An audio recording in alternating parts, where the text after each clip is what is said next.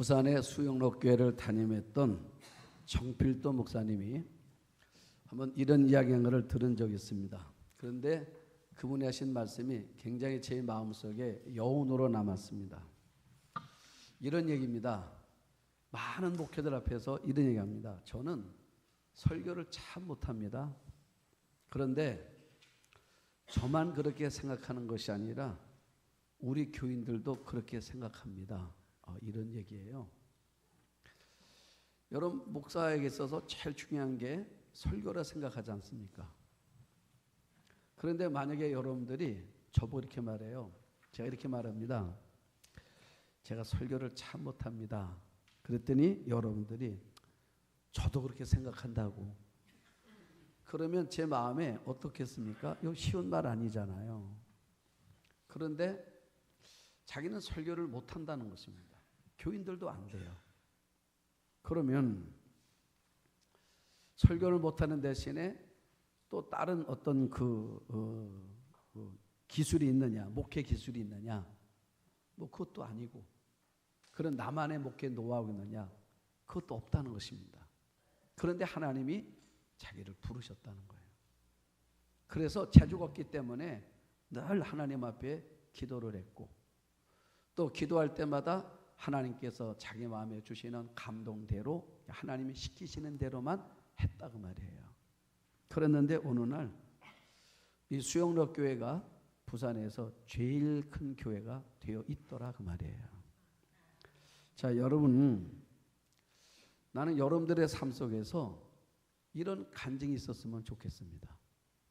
여러분 삶 속에서 내가 한 것이 아니라 이 돌아볼 때마다 내가 특별한 재주가 있는 것도 아니고 능력 있는 것도 아닌데 지나놓고 보니까 하나님이 하셨네, 이런 고백. 그래서 내가 한 건 뭐냐면, 뭐 재주가 없으니까 늘 기도했고 하나님의 말씀만 의지해서 말씀에 따라 순종했더니 여기까지 온 것입니다. 자, 이 고백이 우리 서교교회 고백이고 저의 고백이고 우리 성도들의 고백이 되기를 축복합니다. 오늘 말씀은 베드로의 회복 드라마입니다. 한편의 드라마 같아요. 예수님께서 십자가 지시기 전날 밤에 제자들과 성만찬을 하셨습니다. 성만찬을 끝난 다음에 예수님께서 제자들에게 이런 말씀하시는 겁니다. 오늘 밤 너희들이 다 나를 버릴 거다. 자, 오늘 밤에 너희들이 나를 다 버릴 거다. 그때 베드로가 뭐라 말합니까? 주님, 다른 사람들은 몰라도 저는 절대로 주님 버리지 않을 겁니다. 그랬더니 주님 뭐라 말씀하십니까? 그래, 오늘 밤 다 울기 전에 내가 3번 나 모른다고 그럴 거야. 그자 베드로가 또 뭐라 말합니까? 주님, 주님과 함께 죽을지언정 절대로나 주님 부인하지 않을 겁니다. 큰소리 뻥뻥 쳤습니다. 아마 다른 제자들은 아무 말도 못했지만 아마 그 얘기, 주님과 그 베드로의 이야기를 들으면서 제자들 마음속에 그래도 베드로는 우리와 다를 거야 라고 생각했을 겁니다. 왜요? 베드로는 늘 그렇게 왔으니까. 그런데 베드로의 말한 대로 되지 않고 주님 말씀대로 됐습니다. 베드로가 예수님 모른다고 3번을 부인했습니다. 3번 부인하놨더니 닭이 우는 거예요. 자, 지금 이 베드로는요, 나는 남들과 다를 거라 생각했습니다. 그런데 그러지 못했던 자신. 어쩌면 지금 믿음이 가장 이 바닥에 있는 그 상태에 있을 때에 예수님께서 베드로를 오늘 찾아오시는 얘기입니다. 자, 찾아오셨는데 어디로 오셨냐면 갈릴리로 오셨습니다. 오늘 1절을 보면 디베라 호수라 했는데 이 디베라 호수가 갈릴리예요. 그러면 갈릴리는 어떤 것입니까? 베드로의 마음속에 내가 예수님을 처음 만났던 것입니다. 내가 예수님 처음 만났는데 그때도 이런 일이 있었습니다. 자, 베드로가 밤새도록 고기를 잡았는데 한 마리 못 잡았잖아요. 그래서 지친 몸으로 이른 새벽에 돌아왔는데 예수님 뭐라 말씀하십니까? 깊은 데로 가서 그물을 던져봐 그래요. 그때 베드로가 뭐라 말합니까? 말씀에 의지하여 그랬어요. 무슨 말입니까? 내 상식에는 안 맞는다고 말이에요. 그런데 선생님이 말씀했으니까 내가 한번 해보겠다는 거죠. 그래서 깊은 데 가서 그물을 던졌는데 성경 뭐라 말합니까? 고기가 얼마나 많이 잡혔는지 한 배 가지고 안 돼 가지고 동무배를 불러서 두 배를 가득 채웠다 그랬습니다. 자, 그러고 났더니 주님 뭐라 말씀하시죠? 야, 너 이제 고기 낚는 어부 그만두고 나를 따르라. 이제는 사람을 낚는 어부가 돼봐라. 그래서 베드로가 뭐합니까? 그 말 듣고 배와 그물을 버려두고 예수님을 따랐다고 그랬어요. 제자가 됐습니다. 이제는요, 고기 잡는 어부의 일 청산했습니다. 고기 잡는 것도 잊어버렸습니다. 이젠 뭐예요? 전도자로 사는 거예요. 복음을 전하는 자로 사는 겁니다. 삶이 달라졌어요. 자, 그런데 오늘 베드로가 지금 뭐라고 말합니까? 3절 보세요. 시몬 베드로가 나는 물고기 잡으러 간다 이래요. 자, 나는 물고기 잡으러 간다. 지금 베드로는 물고기 잡는 이 일을 놓았습니다. 3년 지났습니다. 자, 3년 지났는데 지금 뭐래요? 다시 뭐 하는 것입니까? 고기 잡는 이 일로 돌아간 것입니다. 자, 이게 무슨 말입니까? 여러분, 사명을 잃어버린 사람들의 특징이 있습니다. 사명을 잃어버리면 꼭 사람들이 옛 생활로 돌아가더라는 것입니다. 사명을 잃으면 옛 삶으로 과거로 돌아가다는 것입니다. 사실 부활의 예수님이 베드로를 2번 만났습니다. 오늘 3번째 만나는 겁니다. 자, 부활의 주님이 오셔서 뭐라 말씀하시냐면 내가 너희를 세상으로 보낸다 말씀하셨어요. 또 말씀하십니다. 내가 너희를 세상으로 보낸다. 그러니까 다시 사명의 자리로 돌아가라고 말씀하시는 건데 베드로는 옛 생활로 돌아갔습니다. 자, 그런데 우리가 여기서 주의 깊을 말씀이 있는데 베드로가 혼자 간 게 아닙니다. 자, 오늘 말씀 다시 한번 보세요. 3절에 시몬 베드로가 나는 물고기 잡으러 가노라니 우리도 함께 가겠다 하고 그래서 6명의 제자가 베드로와 함께 고기 잡으러 나섰단 말이에요. 베드로가 설득했습니까? 야, 나 고기 잡을 건데 너희들 같이 갈래? 했습니까? 아니요. 아무 말도 안 했습니다. 그냥 내가 어디 갈 건지만 얘기해 준 겁니다. 나 고기 잡으러 갈 거야 했는데 그런데 나무 제자 그럼 우리도 같이 가자고 따라 나서더라고 말입니다. 여러분 무슨 말인지 아십니까? 리더의 말은요 영향력이 있다는 것입니다. 베드로는 이 제자들 가운데 리더입니다. 그러니까 우리가 먼저 믿는 사람은요 인정하든 인정하지 않든 항상 영향력이 있다는 것을 여러분들은 기억하셔야 되는 겁니다. 교회도 마찬가지입니다. 자, 목사가 있습니다. 우리 장로님들도 있어요. 그러면 또 우리 권사님들도 있습니다. 적어도 여러분들은요 우리 교회에 오래된 분들이에요. 그래서 여러분들의 영향력이 있다는 걸 아셔야 됩니다. 여러분들이 어떻게 신앙생활 하는지 여러분들 어떤 모습을 보여주느냐에 따라서 다른 사람들 가운데 생각지도 못하게 영향을 받고 있다는 것을 기억하셔야 된다고 말이에요. 주의를 생명처럼 지킵니다. 그러면 따라온 사람들 주의를 생명처럼 지켜야 되는 줄 알아요. 어떤 일이 있어도 주의를 포기할 수 없다는 것을 아는 겁니다. 그런데 먼저 믿는 사람들이 상황에 따라서 때에 따라서 주의를 내가 지키지 않을 수 있다. 그러면 나중에 믿는 사람들도 보고 뭐라 합니까? 아, 내가 급하면 주의를 안 지켜도 되는 거야. 이렇게 된다고 말이에요. 영향력이 있다는 것입니다. 그러니까 베드로가 나 물고기 잡으러 간다고 그랬더니 사람들이 다 일어나는 거예요. 우리도 같이 가자. 자, 여러분 그래서 우리 신앙생활 가운데서 예수님도 기억하셨습니다. 베드로가 이런 영향력이 있을 거라는 걸 기억하셨어요. 그래서 누가복음 22장 31절 32절 보면 이렇게 말합니다. 시몬아 시몬아 보라 사탄이 너희를 밀가부르듯 하려고 유고했으나 그러나 내가 너를 위하여 내 믿음이 떨어지지 않기를 기도했노니 너는 돌이킨 후에 내 형제를 굳세게 하라 그래요. 굳게 하라 그럽니다. 무슨 말입니까? 예수님도 베드로의 말에 영향력 있다는 것을 아신 거예요. 그래서 뭐라 말씀하세요? 내가 너를 위하여 내 믿음이 떨어지지 않도록 기도했다. 왜요? 내 믿음이 떨어져서 내가 과거로 돌아가면 다른 사람들도 내 영향을 받아서 과거로 돌아가게 되어 있다 그 말이에요. 그래서 내가 기도해 주는 거라는 것입니다. 내가 너를 위해서 내 믿음이 떨어지지 않도록 기도하는 이유가 뭐냐면 내 믿음이 떨어지지 않으면 내가 사명의 자리로 다시 가게 되니까 그러면 다른 사람들도 너를 보고 사명의 자리로 다시 오게 된다 그 말이에요. 여러분 그래서 우리가 어떻게 믿음의 길을 걷느냐에 따라서 우리가 주님께로부터 멀어질 수도 있고 주님께로부터 가까워질 수도 있다는 것을 아셔야 된다 그 말이에요. 특별히 전도해 준 사람은 가르쳐 준 대로 한다는 걸 우리는 기억해야 됩니다. 그래서 부모가 잘 믿어야 자녀들도 예수를 잘 믿는 거예요. 어느 목사님 그런 얘기 하시는 겁니다. 자기 아버지가 목회를 하셨는데 아버지가 그런 얘기를 하시더래요. 뭐라 얘기를 하냐면 교회 한 분, 유난히 한 분이 교회 오는데 꼭 5분 늦게 온대. 항상 5분 늦게 온대요. 그리고 꼭 돌아갈 때는 축도 중에 꼭 돌아간대. 그게 참 희한하죠. 늘 5분 늦게 오고 축도 끝나기 전에 교회 나가고 늘 그런데 이분이. 그런데 딸이 하나 있는데 딸이 성장해가지고 성인이 돼서 교회를 다니는데 딸이 말해요. 꼭 5분 늦게 오더래. 참 신기하죠.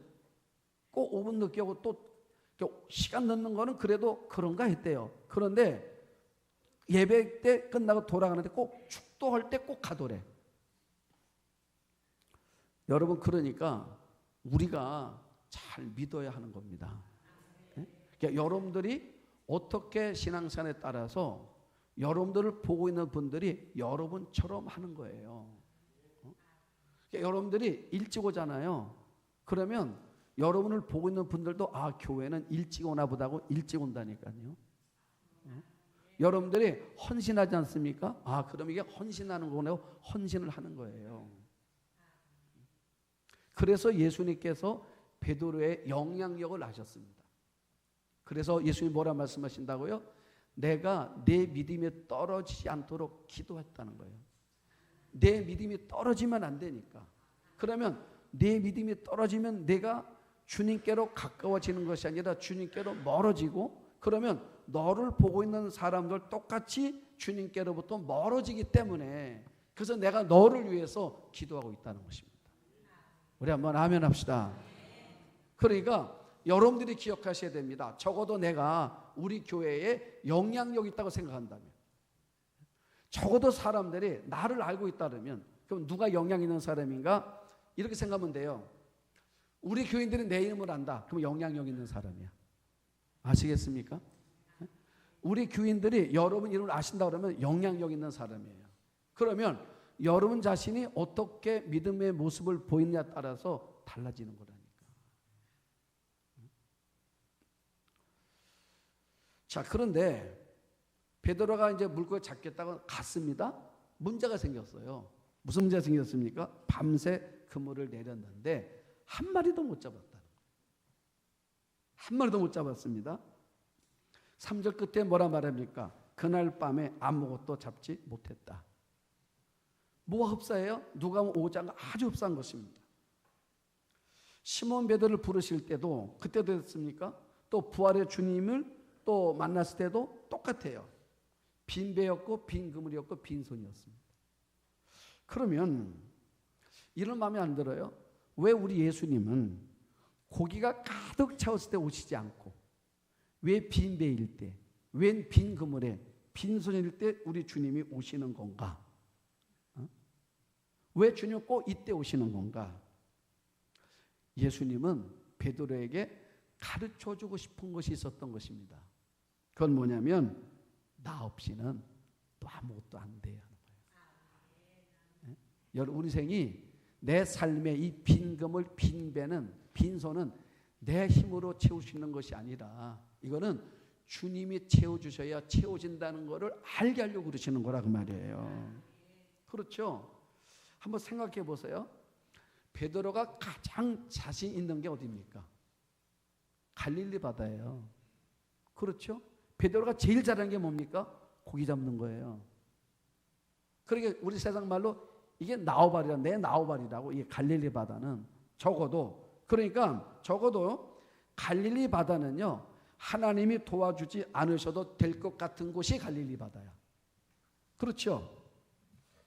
왜요? 내가 이 갈릴리 바다는요, 손바닥처럼 다 안다 그 말이에요.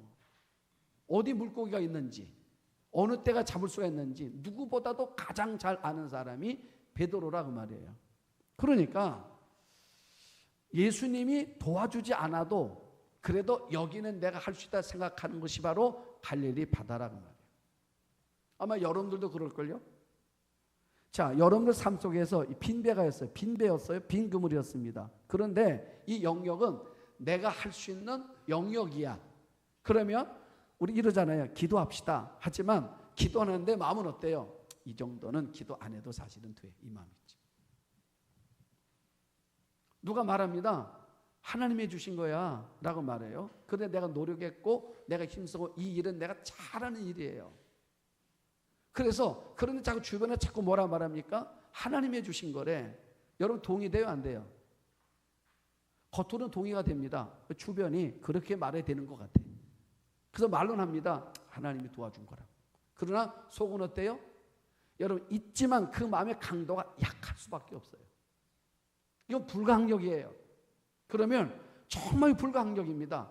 이게 채워졌어요. 그때 우리 뭐라 말합니까? 정말 나도 느낍니다. 이거는 하나님의 은혜라고. 그런데 우리 고백이 뭐냐면 선택적이 되면 안 된다고 말이에요.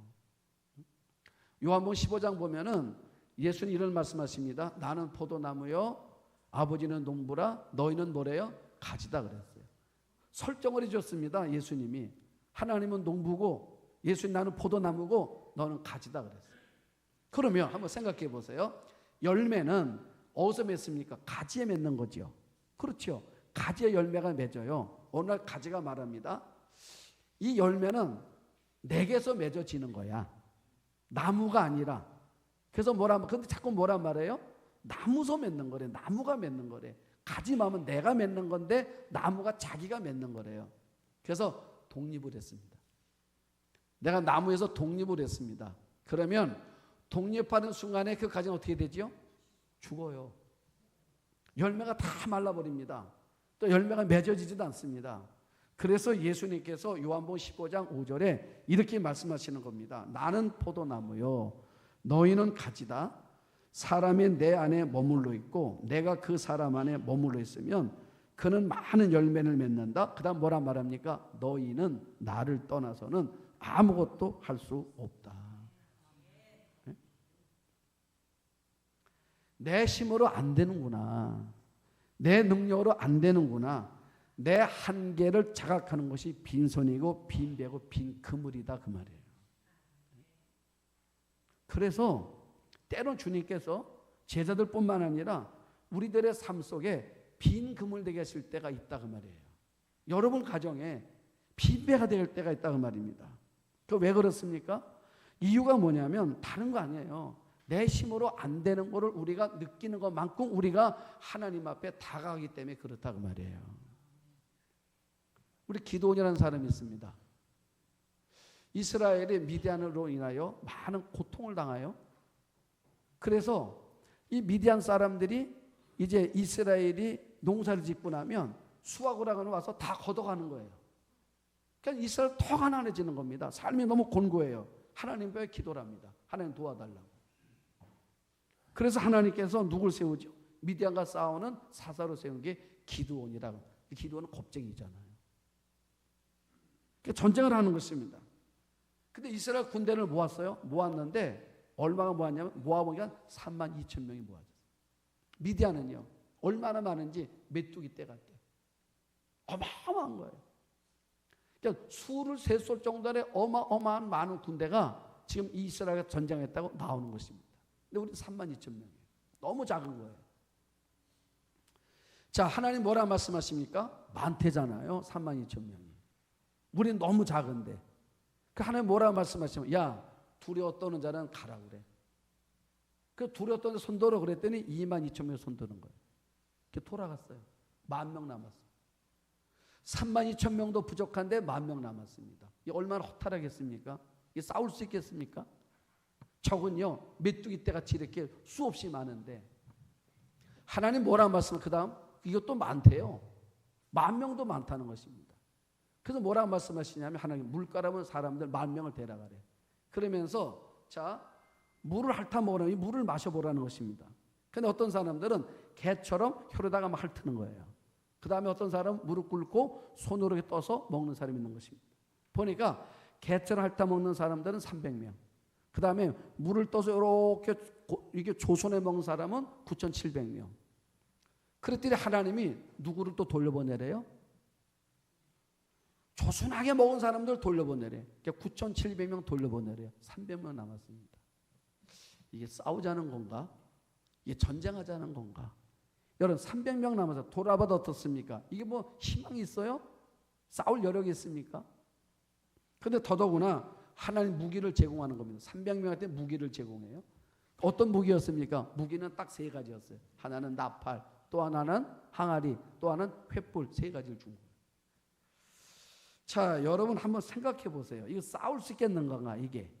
예? 항아리 가지고, 나팔 가지고, 그리고 횃불 가지고. 여러분 나팔이 무기입니까? 항아리가 무기겠습니까? 횃불이 무기겠습니까? 이 무기를 가지고 무슨 싸움을 하겠냐 그 말이야. 얼마나 답답하겠습니까? 그렇지요? 근데 하나님 뭐라 말씀하십니까? 이제 됐대요. 그리고 싸우는 것입니다. 뭐라고 싸우래요? 딴 말 없어요. 기도원을 위하라, 여호와를 위하라 막 소리 지르고 항아리 깨고 그러면 된대요. 이게 무슨 동네 이게 아이들 전쟁 놀이겠습니까? 그렇게 하라는 거예요. 여러분 누구도 마음에도 이건 안 되는 일이야. 그렇죠? 기도원 마음에도 이건 안 되는 일이에요. 아무도 안 되는 일이에요. 그런데 중요한 게 뭐라고요? 하나님이 말씀하셨으니까 말씀대로 그냥 한 거예요. 그냥 했는데 어떤 게 벌어졌습니까? 갑자기 미디안 진영 안에서요 혼미 백성이나 서로가 칼을 들고 서로가 서로를 죽이는 거예요. 이겼단 말입니다. 신기하잖아요. 자, 그리고 신기하다는 것입니다. 그러면 사람들 마음속에 어떤 말이 들겠어요? 이건 우리가 한 게 아니야. 아무리 봐도 이건 우리가 한 게 아니야. 아마 이구동성으로 300명이 똑같은 말을 했을 겁니다. 하나님이 하신 거야. 하나님이 하신 거야. 네? 여러분 하나님이 듣고 싶으신 말씀은 뭐냐면 이 얘기예요. 하나님이 하신 거야. 하나님이 하신 거야. 난 여러분 가정 속에서 하나님이 하셨어. 하나님이 하신 거야. 우리 교회도 하나님이 하신 거야. 하나님이 하셨어. 이 얘기가 가득가득하기를 축복합니다. 그런데 이 말이 여러분 입가에서 쉽게 안 나온다 그 말이에요. 여러분 우리 입에서 쉽게 안 나옵니다. 우리가 조금만요 내가 한 것 같아 어땠어요? 우리는요 내가 했다고 말하고 싶잖아요. 하나님은 내가 했다고 하는 요 말의 근거 자체를 없애고 싶었습니다. 하나님이 하셨다는 거. 왜 그렇습니까? 앞으로 살아갈 일들이 그런 건데 특별히 지금 베드로에게 왜 빈 그물이냐, 왜 빈 배냐, 왜 빈손이냐 이거를 누가복음 5장에서 요한복음 20절 두 번 연거폰 보여주시는 이유가 있습니다. 여러분 보세요. 요한복음 21장 한 장 넘기면 어디예요? 한 장만 딱 넘기면 사도행전입니다. 앞으로 사도행전의 역사가 펼쳐질 거예요. 여러분 아십니까? 우리 하나님은 알파와 오메가라고. 하나님 처음이고 나중이란 말입니다. 또 이렇게 말하죠. 하나님의 시간은 천년이 하루 같은 거라고. 우리의 천년이 하나님 나라는 하루라고. 그러면 자 하나님은요 지금 베드로를 이렇게 보시면서 베드로를 향한 계획이 다 있단 말이죠. 어떤 계획입니까? 사도행전 넘어가잖아요. 베드로가 어마어마한 일들을 일으켜요. 설교를 했는데 베드로 설교를 했습니다. 그런데 그 설교를 듣고 몇 명이 회개를 해요? 3,000명 회개하는 거예요. 설교 한 번에. 베드로도 놀랐을 겁니다. 설교하는 사람들이 막 울음바다가 되는 거예요. 한번 생각해 보세요. 제가 오늘 설교를 했습니다. 설교했는데 막 갑자기 여러분들이 막 울음바다가 됐어요. 막 통곡을 해요. 막 손 들고 막 회개를 해요. 그러면 하나님께도 영광인데 제 마음에 어떤 마음이 들어요? 끝나고 났는데 여러분들이 뭐란 말이에요? 목사님 오늘 설교 이래요. 그럼 제 마음에 어떤 마음이 들어요? 아니야 내가 한 거 없어. 말 이르지만 속으로 뭐래요? 맞아. 맞다니까. 여러분 우리 마음속에 얼마든지 이 마음이 들 수 있어요. 그렇죠. 그래서 예수님 뭐라 말하니까 그것이 사탄이 하는 일이라는 거야. 그러니까 베드로의 마음속에 갈릴리에서 있었던 일들이 생각나는 겁니다. 또 보십시오. 앞으로 무슨 일이 벌어져요? 자, 가다가 성전의 미문에 안진뱅이가 있습니다. 물어봤어요. 그때 뭐라 말합니까? 저는요, 태어나서부터 지금까지 한 번도 걸어본 적이 없습니다. 나면서부터 앉았대요. 걷질 못했답니다. 베드로가 기도했습니다. 이 사람은 뭐예요? 벌떡 일어나 걷는 거예요. 뛰고 막 걷는 거예요. 여러분, 사람들이 뭐라고 말할 것 같아요? 사람들이. 자, 예수님의 능력으로 고쳤지만 사람들이 볼 땐 누가 고쳤습니까? 베드로가 고쳤잖아요, 지금. 이런 일들이 앞으로 베드로의 삶 속에서 많이 일어날 겁니다. 많이 일어날 거예요. 그런데 내 안에 내가 원래 빈손이었고 빈배였고 그리고 빈 그물이었는데 주님께서 채우셨던 것을 우리가 경험하지 못하면 이런 일들을 났을 때 누가 했다가 마음이 들어요. 그래서 교주가 되는 거예요. 왜요? 사람들이 자꾸 내가 했다고 하니까 교주가 되는 거예요. 그래서 주님은 우리가 믿음에서 놓치지 않게 하기 위하여, 우리가 믿음을 놓치지 않기 위해서 내가 유능해서 이 일이 되어진 것이 아니라 전적인 하나님의 은혜로 됐다는 것을 나로 하여금 미리 알게 해서 앞으로 일어난 일들에 대해서 하나님의 은혜라는 것도 놓치지 않게 하려고 하나님은 지금 베드로에게 빈배 사건을 만들어 주신 거였더라 그 말이에요. 그래서 베드로가 안짐 일으킬 때 뭐라 일으킵니까? 금과 은은 내게 없거니와. 누구의 이름으로요? 예수 이름으로 안 되잖아요. 왜 그렇습니까? 내가 경험했다고 말이에요. 요한복음 21장에서 내가 그물을 던졌었는데 고기 한 마리 못 잡았단 말이에요. 밤샜는데 하나 못 잡았단 말이에요. 그런데 내가 말씀에 의지해서 말씀드리니까 고기가 가득 채웠다 그 말입니다. 그러니까 능력은 내게 있는 것이 아니라 주님께 있다는 거예요. 그래서 뭐라 하는 것입니까? 배운 거예요. 이제는 배운 거예요. 그래서 말하는 것입니다. 금과 은은 내게 없어. 내게 있는 건 누구밖에 없어요? 예수님이야. 베드로가 바뀐 거예요, 여러분. 이런 과정을 통해서 빈배를 겪으면서 빈 그물을 경험하면서 그러면서 배운 겁니다. 뭘 배운 거예요? 주님으로만 채워지는 거라는 거. 여러분, 왜 내 삶 속에 이런 일이 있을까? 왜 우리 가정에 이런 일이 생겼을까? 때로는 속상하기도 하고 때로는 이해할 수 없는 일을 만날 때도 있습니다. 그런데 지나고 나면 알게 돼요. 하나님께서 이렇게 하시려고 이렇게 하신 거였구나. 여러분, 이거 깨닫는 거예요. 경험하는 거라 그 말입니다. 자, 그러니까 지금 예수님께서 베드로에게 봐요. 베드로 성숙해졌죠? 사도행전 가보면요, 완전히 딴 사람 된다니까요. 이런 경험, 하나님 끊임없이 베드로를요 훈련시키시는 거예요. 훈련시키는 겁니다. 이런 훈련을 통해서 베드로가 뭘 벗기는 거예요? 자기를 자꾸 벗어나는 거예요. 그리고 나를 비우고 하나님으로 채우는 거예요. 내 마음을. 여러분, 나를 비우고 하나님으로 채우는 거예요. 우리 교회가 어떤 교회입니까? 우리 교회도 마찬가지입니다. 우리를 비우고 예수님으로 채우는 거예요. 우리 한번 아멘 합시다. 내가 정필도 목사에게 다시 한번 해봐요. 그분 이런 얘기 하시더라고. 교회는 이 강단에 눈물이 이 제단에 흘러 넘치는 것만큼 교회가 부흥하는 거래요. 그러니까 우리 교회가 여러분 기도로 출렁출렁해지면, 이 제단이, 우리 교회가 예배당이 여러분 기도로 출렁출렁해지면 그때 교회가 부흥하는 거라는 거야. 여러분, 무슨 말이에요? 기도가 뭡니까? 내 힘으로 안 되는 거라는 거잖아요. 하나님이 은혜로만 된다는 거잖아요. 그러니까 교회 부흥이라는 거는 우리 힘으로 하는 게 아니라는 말이에요. 그래서 새로운 신자를 올 때마다 고백이 뭡니까? 하나님이 보내신 거지요. 이 고백하는 거예요. 자, 아무것도 못 잡았단 말이죠. 한 마리를 못 잡았어요. 그때 예수님 등장하십니다. 자, 한번 6절 보세요. 이르시되 그물을 배 오른편에 던져라. 너희들 고기 잡은 게 있냐? 없습니다. 그러면 그물을 배 오른편에 던져. 자, 그리하면 잡으리라. 여러분, 지난주 말씀드렸습니다. 신앙생의 힘은 어디서 나온다고요? 신앙의 힘은 기억력에서 나오는 거예요. 네? 신앙생의 힘은 어디서 나온다고요? 기억력에서 나오는 거예요. 자, 예수님께서 배 오른편에 그물을 던지라고 말씀하셨을 때 베드로가 문득 떠오르는 게 있는 겁니다. 뭐가 떠올랐어요? 누가복음 5장이. 내가 그때도 밤새 고기 한 마리 못 잡았을 때 주님 뭐라고 말씀하셨어요?